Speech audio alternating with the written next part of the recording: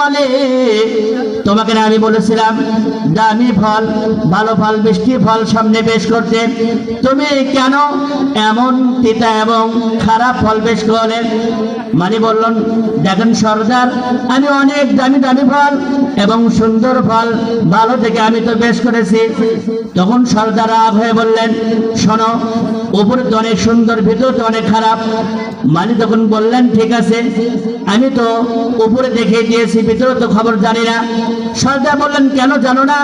আজ এত বছর হলে তুমি আমার বাগানে মালিগিরি করো, কেন তুমি খবর রাখো না? তখন সেই মালিক বাগানে খাদেম বলতেছেন, সর্দার আপনার রাগ করবেন না, রাগ করবেন না, আমি অনেক দিন হলো আপনার বাগানে আসি, কিন্তু আমি তো আপনার বাগানের ফল কোনোদিন খাইনি, কারণ এই অনুমতি তো আমাকে দেওয়া হয়নি।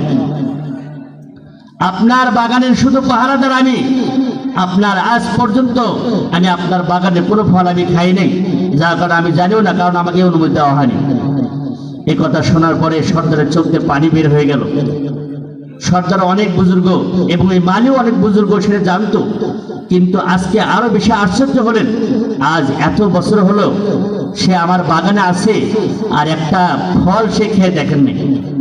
এটাকে বলা হয় তাকওয়া, আল্লাহর ভয়, কারণ সে জানে আমাকে তো অনুমতি দেওয়া হয়নি। এই কথা শোনার সাথে সাথে সর্দারের চোখ দিয়ে পানি বের হয়ে গেল।